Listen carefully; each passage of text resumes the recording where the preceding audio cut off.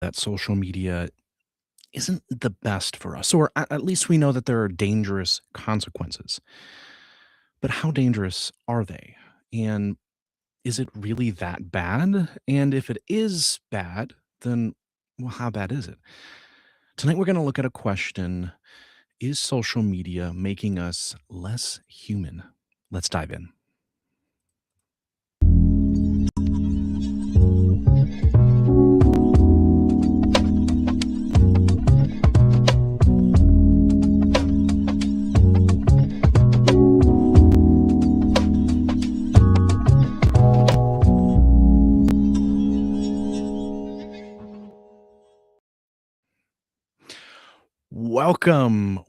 Welcome to Adam Answers.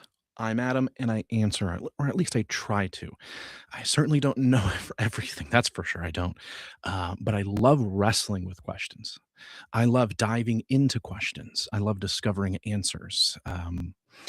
Sometimes the journey to discovering an answer is often just as important as the answer itself. And sometimes we rob ourselves of that journey when we just, open up ChatGPT or Gemini and find an answer.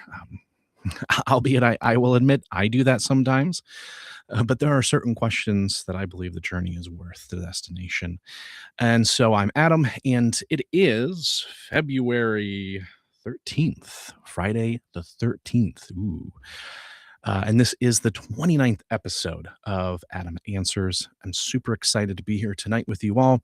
We're going to be diving into a very interesting question, and I think I'm gonna you're gonna love tonight. I hope so. Just before we get started, two quick things. The first thing is if you look up here in the corner, you'll see a QR code. If you scan that QR code, that'll take you to a form where you can ask a question, any question that you'd like to ask, and I'll answer it.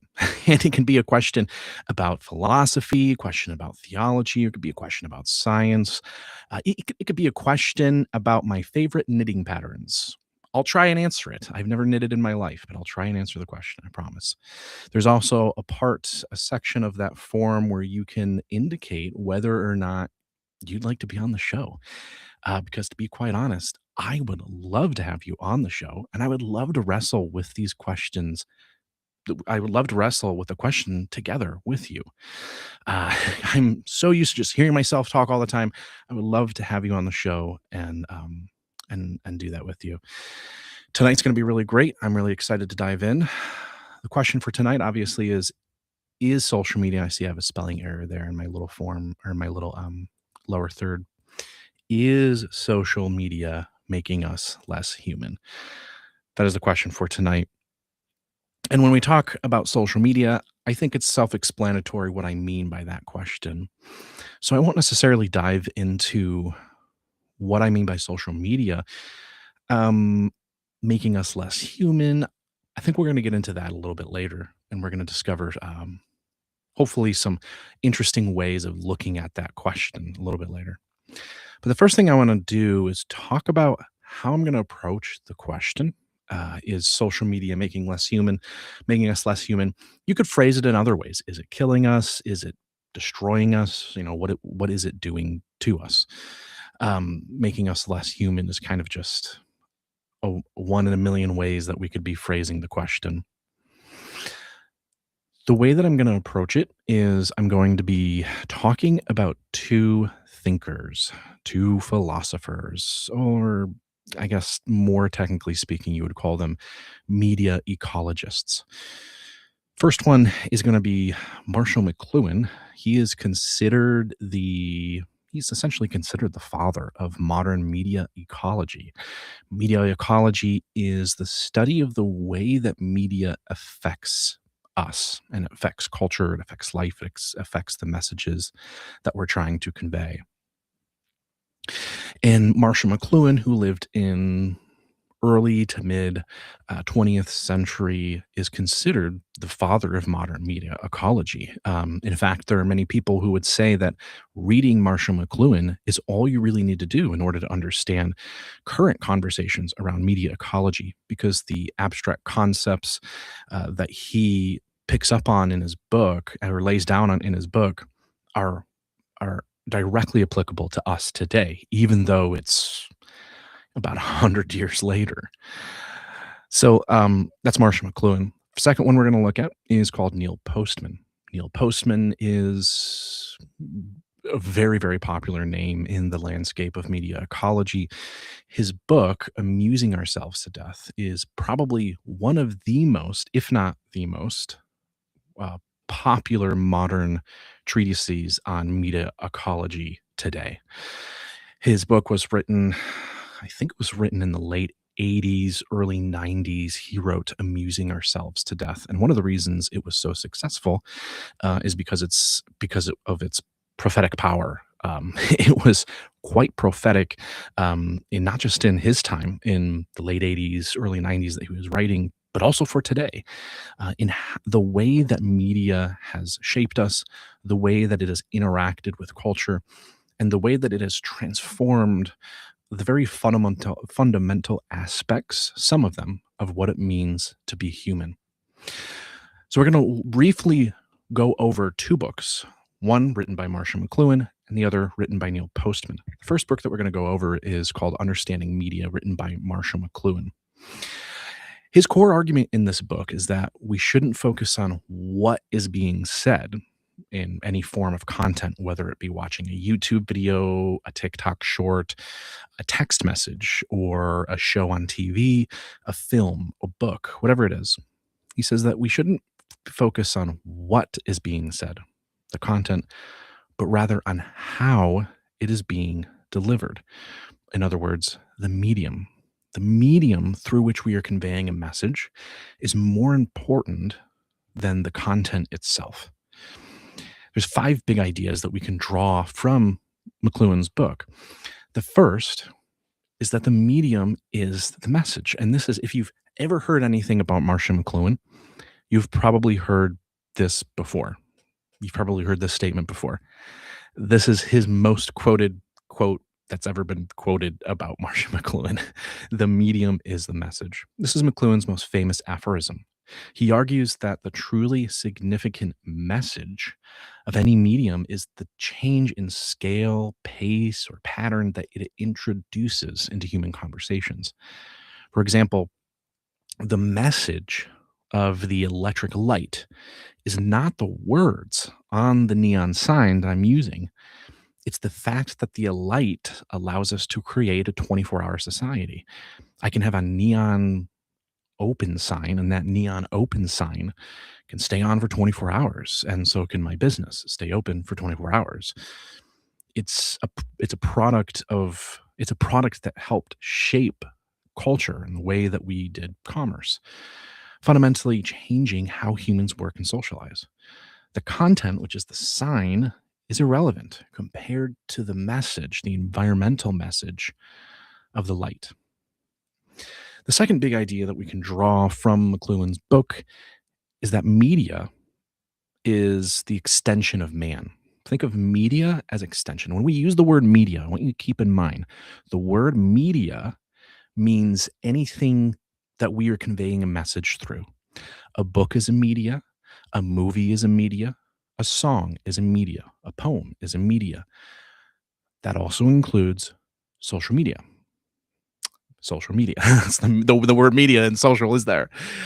Short form content, long form content, YouTube, TikTok, Instagram, anything that it would be considered on a social media platform that is included in the word media. All right. So he says that media is the extension of man. What does he mean by that? He defines media as any technology that extends our physical or mental reach. The wheel, for example, is an extension of my foot. Clothing is an extension of my skin.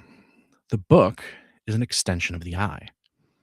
Electronic media, radio, TV, right, computers, is an extension of what McLuhan would say is the central nervous system.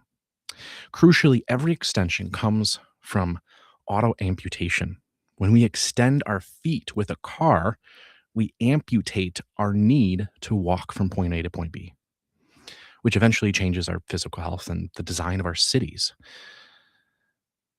Think of think of them as though I'm carrying a stick, like one of those like things that you can that has like a claw at the end, and when you pull it, the claw goes "Prr, prr, prr, prr, prr," and you can pick stuff off the ground. This is probably perhaps the most literal and obvious way to think about the second point, media as the extension of man.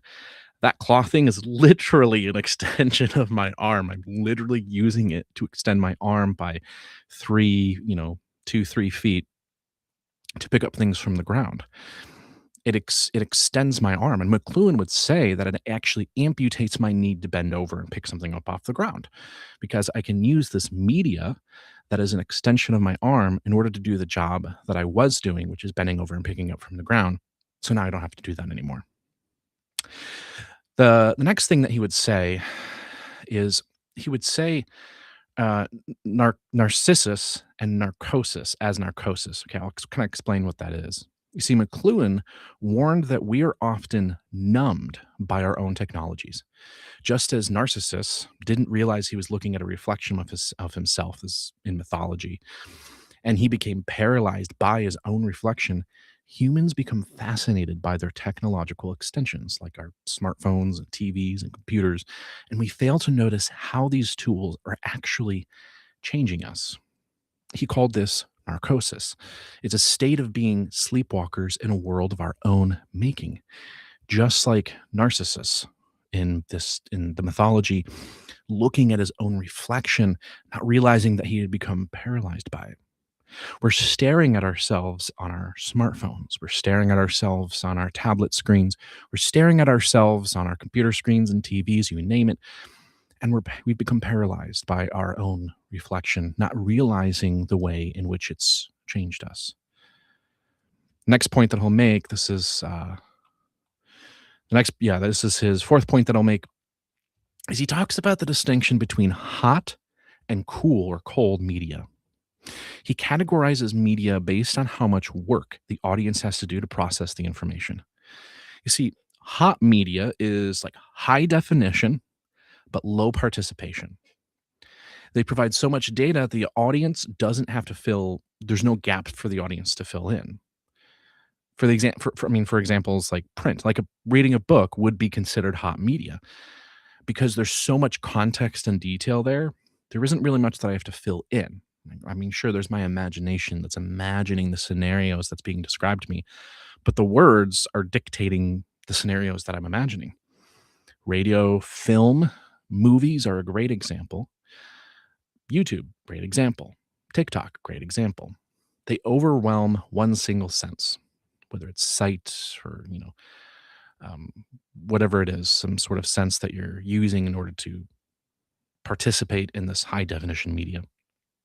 So that's hot media. Cool media would be kind of the opposite. It's low definition as opposed to high definition, but it's high participation. They provide scarce information, requiring the audience to fill in the blanks to complete the image. For example, if I'm on the phone with a friend, well, it requires my participation in order to have a conversation with a friend on a phone. It's low definition because, I'm not listening to an imaginary conversation on the phone. I'm the one participating in the conversation. The global village, McLuhan predicted a global village. He predicted that electronic media would implode the world. What does he mean by that? He believed that electronic signals move at the speed of light. Space and time effectively disappear, and we no longer live in an isolated linear nations, right? We're no longer isolated from one another because it used to take months for a letter to get anywhere. It used to be impossible to reach someone on a different continent with a phone call or with a telegraph. Now we can reach anywhere on anyone on any continent in a split second. And he says nations, they've become a global village where everyone is instantly involved in everyone else's lives and business all the time. And this leads to retribalization, where we move away from private, individualistic mindsets of the print age and back to more collective, more emotional, and more tribal ways of thinking. And I think this was very insightful of McLuhan because I think we see that today. And I think if you're listening to this, you might be thinking to yourself, "Oh wow, yeah, I feel like we've definitely fallen back into more tribalism than especially maybe perhaps what we were used to 50 years ago." McLuhan would say, "Well, that's a part of the natural response to media."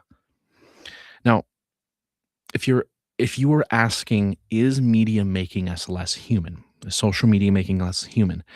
McLuhan would say this. He would say, and I'm just kind of imagining what he would say. So he would say, no, it's not making us less human. See, McLuhan would say that it's making us differently human. We're moving away from the mechanical age, which was about fragmentation and logic. We're moving into the electric age, which is about the total involvement of the globe, total involvement of the world. We aren't losing ourselves. We're just being reshaped by the tools that we've used to extend our own bodies and our own minds and our own cultures. That's how McLuhan would answer the question. But let's move now to a different author, Neil Postman. And we're going to look at his book, not Amusing Ourselves to Death. I actually covered that book in the video on my YouTube channel called The Dead Internet Theory. If you go watch that video, I talk about his book, Amusing Ourselves to Death. But we're going to talk about his book, Technopoly. In Technopoly, this was in 1992, Postman argues that we have moved past simply using technology and have entered into a state where technology redefines what it means to be human. The core thesis of Technopoly that Postman provides is he defines Technopoly as a totalitarian technocracy. A lot of techs and T's here. We're getting a lot of T's. Totalitarian technocracy. It is a culture that seeks its authorization in technology. It finds its satisfaction in technology, and it takes its orders from technology.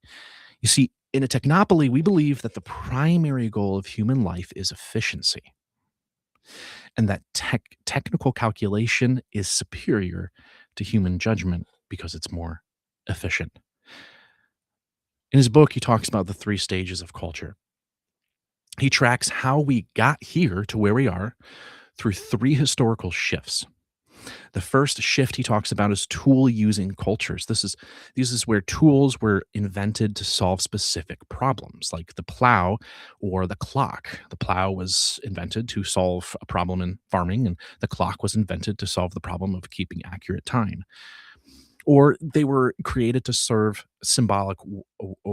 to serve the symbolic world of religion and art, like iconography in Christianity. The tools didn't threaten the culture's underlying worldview, right? The plow didn't change the underlying worldview of the culture in the Middle Ages. The second is technocracies. Technocracies. This is post-industrial revolution. See, Postman says that tools began to attack the culture. They competed for the heart of society, thinking of the steam engine or the printing press. They didn't just help in what we were trying to achieve, they started to change the way or change how people thought about time, how people thought about work, and how people thought about authority. The steam engine allowed for quick transportation and connecting cities and connecting places that otherwise weren't connected so efficiently and quickly. The printing press, above all, was an invention that revolutionized the dissemination of information. The third historical shift Postman will talk about is called the technopoly. This is the modern era, the era that we live in today. In this era, the tools have won. The traditional symbols, the myths, and the religions of cultures are either destroyed or made to serve technology. In this stage, we believe that if a problem exists, the solution must be a new piece of technology or more data, right? We have a problem. We need to fix it with technology. Put it in our phones or put it in our cars. We have technology overload in our vehicles today. A sensor goes beeping when something's too close to the back of your car. A sensor goes beeping when there's something too close to the front of your car. It goes beeping when there's something next to your car. It beeps all the time. It beeps when you shift from lane to lane. Postman would say that we rely on technology to to solve our problems and to shift our culture. Another big idea is what's called the information glut. This is Postman's famous warning. He argues that if we are suffering from information pollution, like there's too much information, just like there's pollution in the air. In the past, information was scarce and valuable. But today, he would argue that we're suffering from information pollution. Today, we have so much information that it has become garbage. It no longer helps us solve problems. It just creates a state of confusion. The result? We lose the ability to find meaning in an endless sea of noise. One of the things that Barry Schwartz talked about in his book, The Paradox of Choice. This is another video that's on the channel. Highly recommend you to go watch the video, The Paradox of Choice. He talks about information overload. And he talks about when there's lots of information, or sorry, when there's lots of choices, choice overload. That's what I meant to say. When there's a lot of choices, we feel a sense of freedom because we feel as though, wow, because there's so many choices, I can find the choice, like exactly the choice that I want to find. I can find the right color, the right shape, the right combinations of tools. I should be able to find something that I really like. I should be able to fine tune this to exactly what I want. But the problem is when there's too many choices, he says what happens, and there's been studies done on this. He says what happens is we become so overwhelmed by the number of choices that no matter the choice we make, we are left dissatisfied. And the reason we're left dissatisfied is because our brains will never know if we had made the best choice because there is an infinite number of choices that we could make.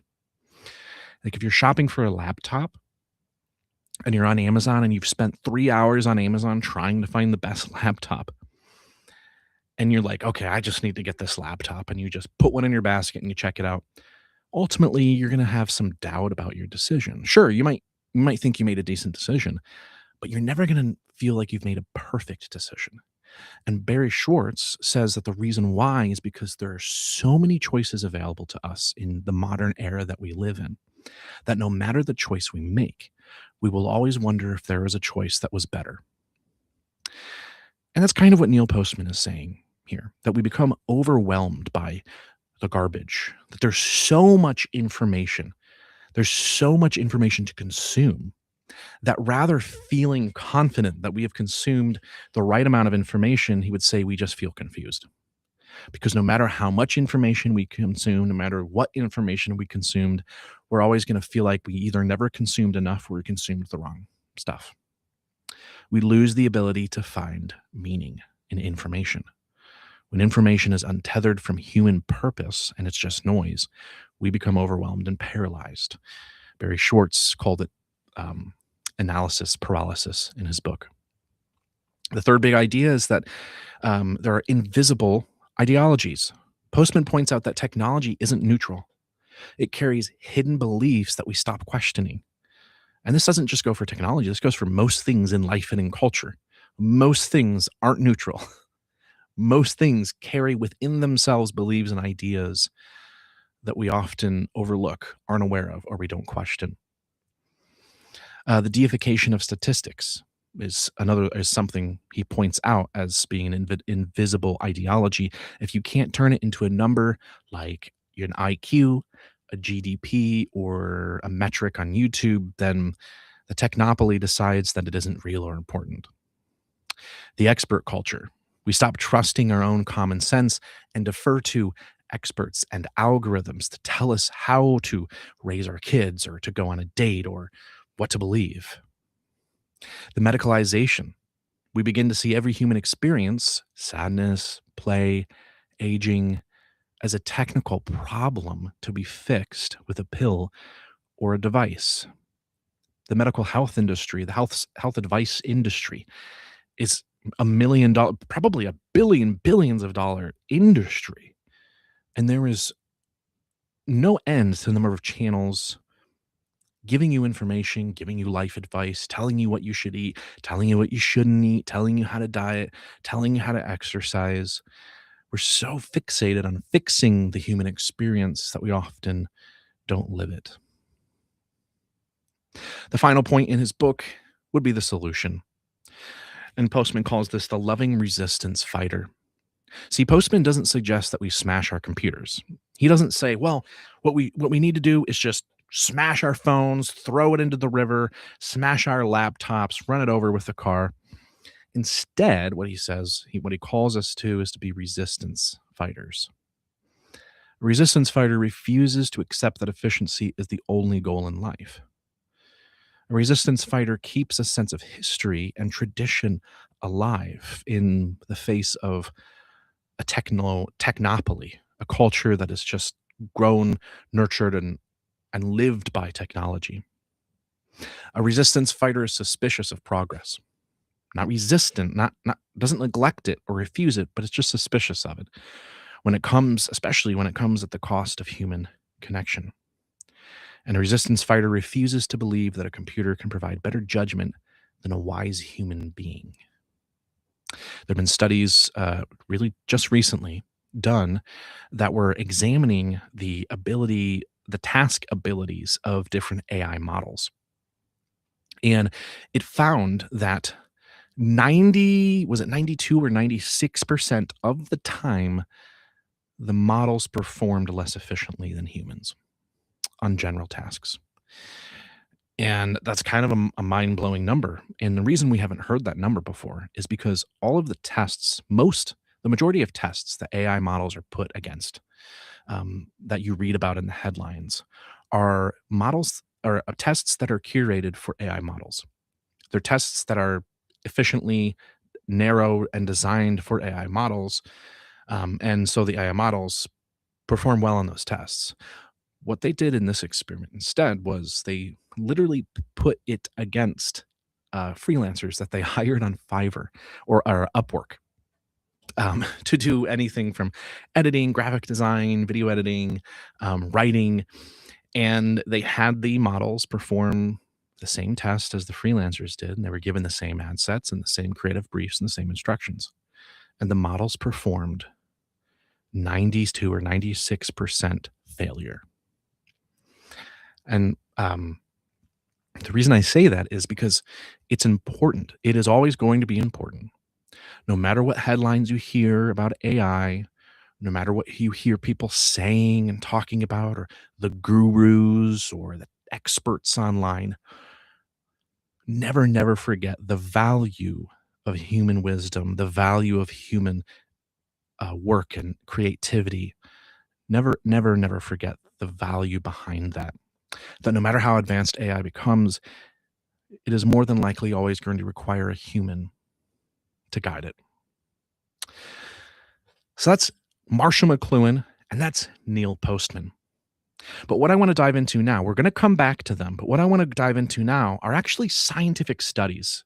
See, I like providing this in here because this kind of gives us some empirical, tangible data about the questions that we're wrestling with. And so I want to highlight here 4 studies that talk about our relationship to media. 4 studies, particularly about social media, that talk about our relationship to social media in the modern era. And I want to keep Neil Postman and Marshall McLuhan in mind as we consider the question, who was right? Because McLuhan is saying, well, no, that media isn't making us less human. He would say that it's changing us. So if you think of McLuhan in evolutionary terms, he would argue that it's changing us into something different. It's changing our cultures into something different. And that's the natural flow of evolution of culture, evolution of humanity.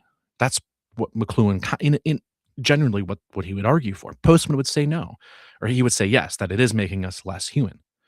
And he would say that it's making us forget what it meant to be human in the first place. So I want to look at 4 studies briefly. The first one is called The Brain Drain, The brain drain, the mere presence of one's own smartphone reduces available cognitive capacity. This was published in the Journal of the Association for Consumer Research at the University of Chicago in 2017. Researchers found that even if a smartphone is turned off and face down on a desk, its mere presence reduces a person's working memory capacity and fluid intelligence. The brain is constantly using energy to not check the phone, leaving less room for actual thinking. Now, I didn't get a number on how much it decreases your working memory capacity, but it was pretty significant, or surprising, I should say. Maybe not significant, but surprising. McLuhan, the ultimate McLuhan would say that, well, this is the ultimate proof that the medium is the message. Why? Because the phone, you're not even looking at the phone, you're not even paying attention to the phone, you're not consuming information on the phone, yet it's affecting you. The content of the phone doesn't matter in this study. Doesn't matter what's going on with the phone. It's the medium itself, the physical presence of the device that changed the message. In fact, that was itself the message that changed our behavior. Postman's link to this study: in a technopoly, the tool does not wait to be used, it demands to be acknowledged. Your brain leaks intelligence just by sitting near a phone. This proves that the device is no longer just a tool, it's an ideology. Think about that. It's no longer just a tool, it's an ideology. It has created a psychic environment where the silent command of the machine, beckoning you to pick it up and scroll, is more powerful than the human will to think clearly. We have surrendered our private space to the monolithic presence that colonizes our minds even when it's turned off. Next study is this: the heat of the medium, high arousal data. The title of the study is the impact of affect on the perception of fake news on social media, a systemic review. This was a systemic review, meaning they took all sorts of reviews and studies that had been done, did a large study over a period of time and many, many, many different articles. This was published in the journal of the MDPI Journal of Social Sciences in 2023. This study analyzed how affect, raw emotions, dictates what we believe. It found that social media algorithms prioritize high arousal emotions like outrage or fear than other emotions like calm and passivity. These hot emotional states bypass our logical thinking, right? Our prefrontal cortex. It bypasses our ability to think clearly, and it makes us 70% more likely to share falsehoods than cool, nuanced, normal, plain, and boring truths. 70% more likely to share falsehoods than plain, cool, boring, nuanced truths. What would McLuhan say? He would say this perfectly illustrates hot media. If you remember, we talked about hot media, which was high definition, low participation. McLuhan argued that hot media are high intensity and low participation. We just react. We don't think. We don't have to think. Everything's done for us and given to us. And this study proves that our digital environment is designed to keep us in a permanent state of heat, where reaction replaces reflection. Postman would say we have moved from a culture of the word, which is slow, analytical, takes time to process, to a culture of the image and affect, which is immediate and emotional and reactionary. If 70% of our discourse is driven by raw heat, then we're no longer a functioning democracy. We're a mob of a digital coliseum. Truth requires coolness. It requires a slow pace and a high threshold for boredom. Truth requires us to be okay with boredom. That's something that we could dive into. That'd be great. By prioritizing arousal, modern media has made the search for truth difficult. Not only difficult, but also irrelevant. Next study, brain plasticity. The title of the study is Brain Health Consequences of Digital Technology Use. This was published in the Dialogues in Clinical Neuroscience, published in 2020. The findings said that the systemic review highlights that frequent digital use leads to decreased gray matter volume in the anterior cingulate cortex, which is responsible for emotional regulation and focus. I'll read that again. It found that there is a decreased gray matter volume in the anterior cingulate cortex responsible for emotional regulation and focus. It also shows that constant multitasking, right? When you're switching between your phone, constantly on TikTok, constantly on Instagram, constantly on Facebook, YouTube video pulled up, it actually rewires the brain to be better at scanning, but worse at deep linear thinking. What's McLuhan's connection to this? This is a literal map of the medium is the message. The content of your scroll doesn't matter. What it is that you're multitasking between doesn't matter. It's the act of scrolling is what is physically changing the architecture of your brain.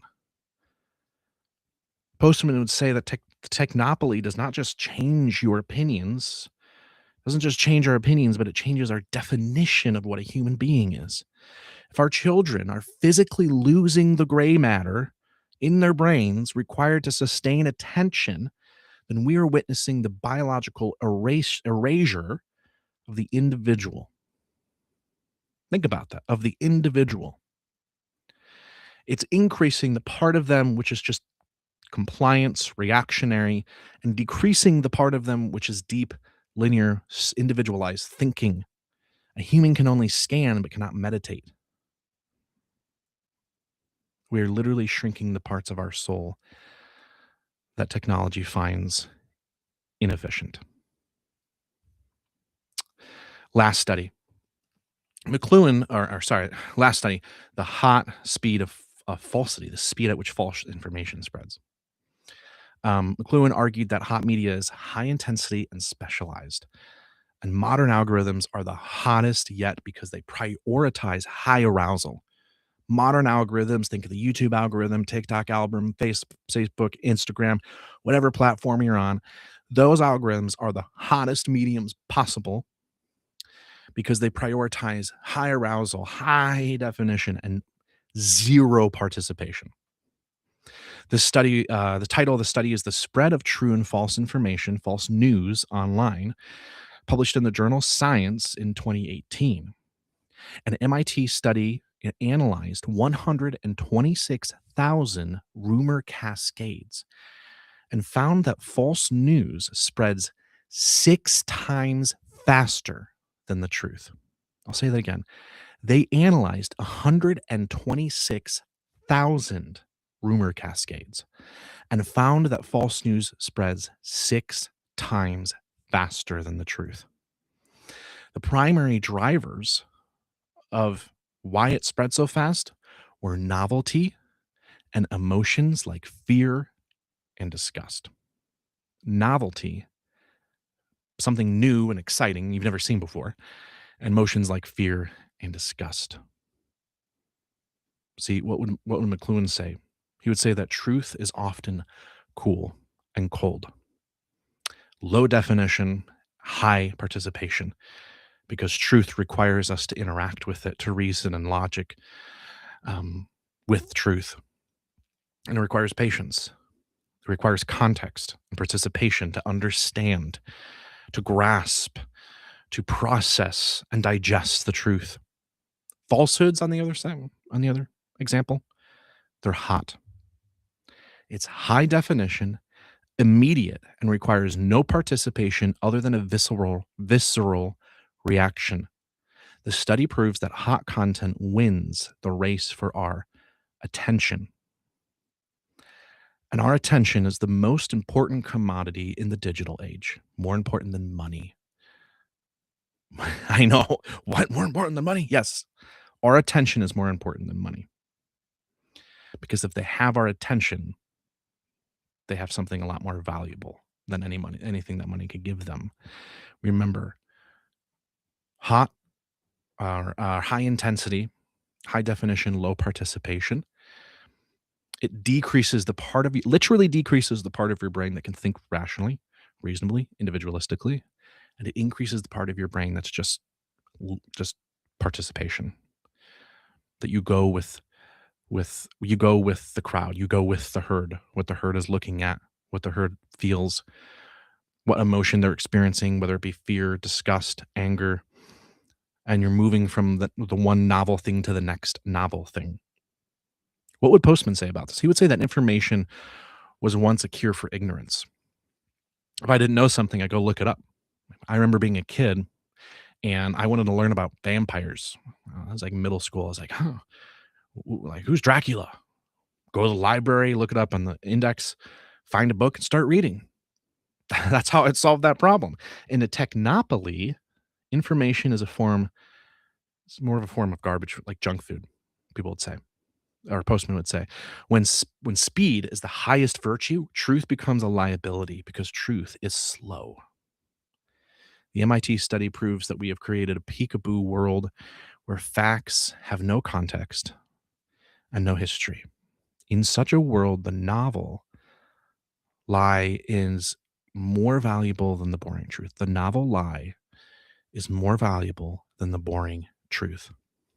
I got to do an episode on boredom because if I can leave you with anything tonight, I hope I could leave you boredom is valuable. Boredom is valuable. And if you aren't allowing yourself to ever experience boredom, you are doing yourself a disservice.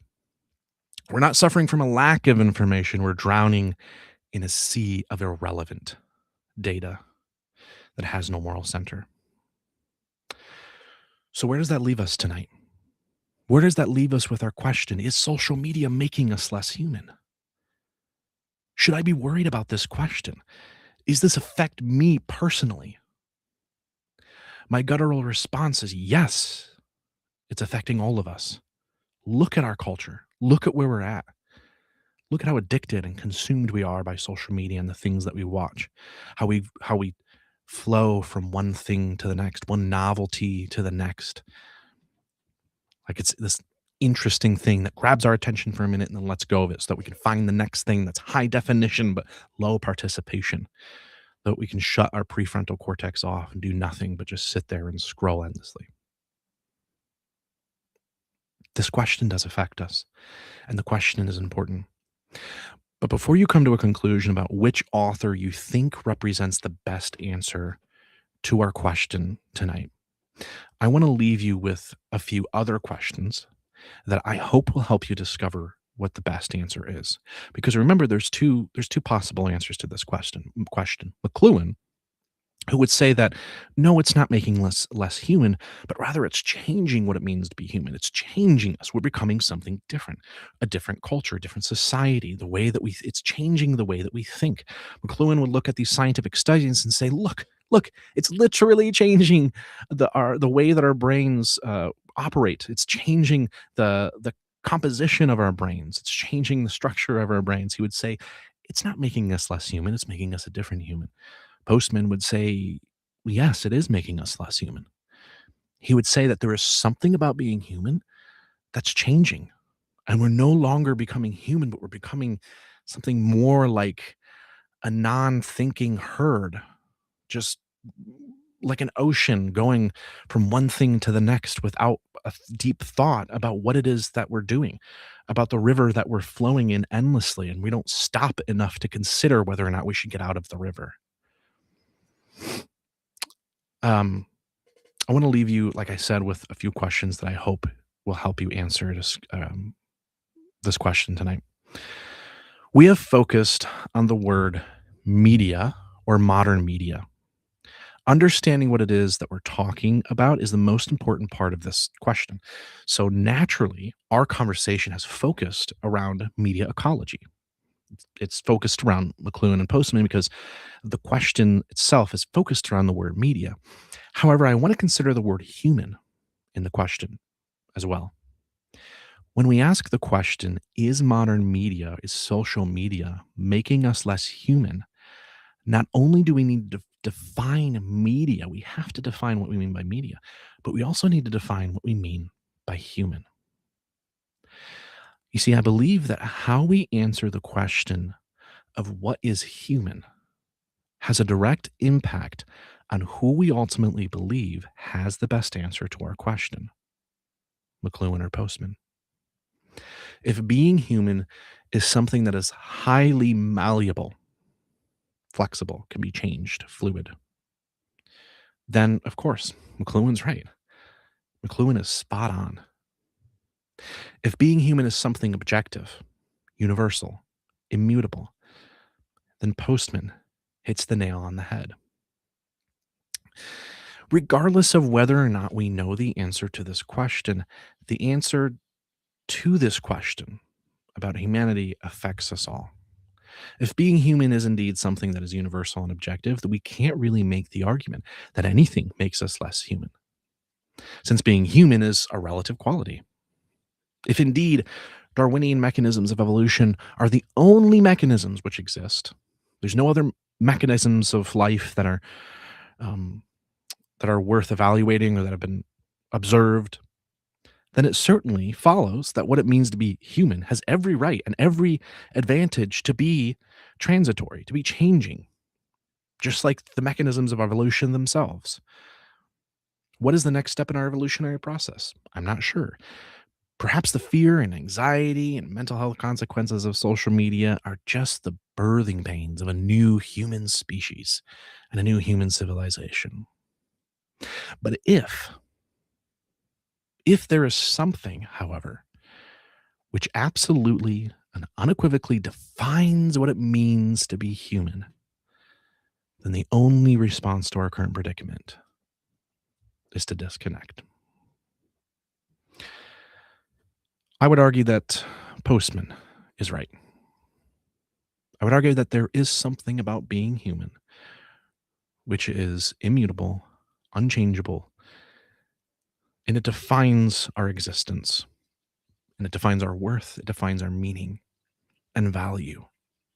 You see, in the 20th century existentialism, like Jean-Paul Sartre and um, Camus and Huxley, you have this sense of there is no meaning. There is no inherentness about being human that is special or unique apart from anything else. In fact, I think it was Sartre that would say um, existence precedes essence. He argued that we're born to this world and we grow up before we even discover what meaning we have. That there's no meaning to human existence. It's just there. I would argue that's not true any more than it's true that I could make a chair without meaning or purpose. I mean, if I make a chair out of wood and craft it with my hands, what is the purpose of that chair? Well, what's the purpose of any chair? To be sat in. If that purpose did not exist, would I have made a chair?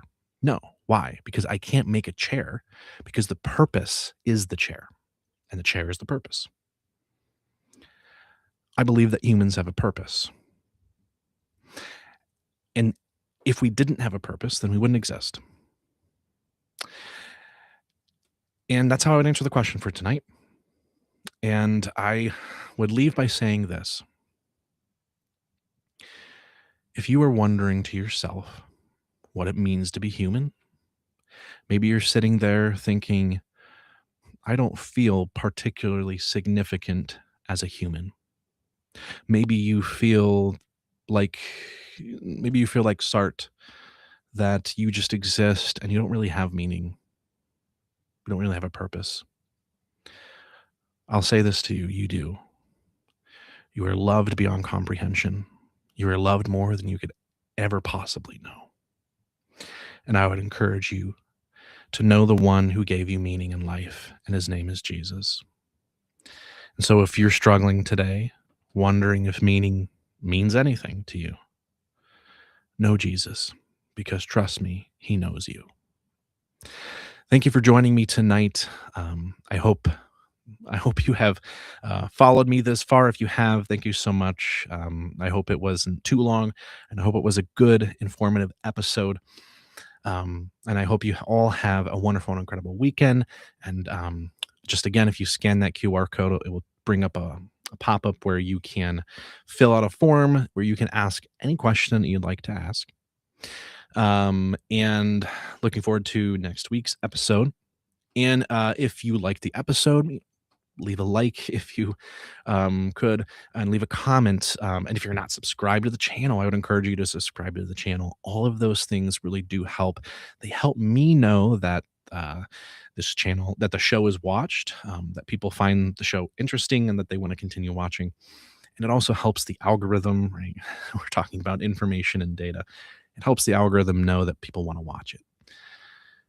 So, thank you all for being here. I love you all, and I hope you have a wonderful and incredible night. Thank you.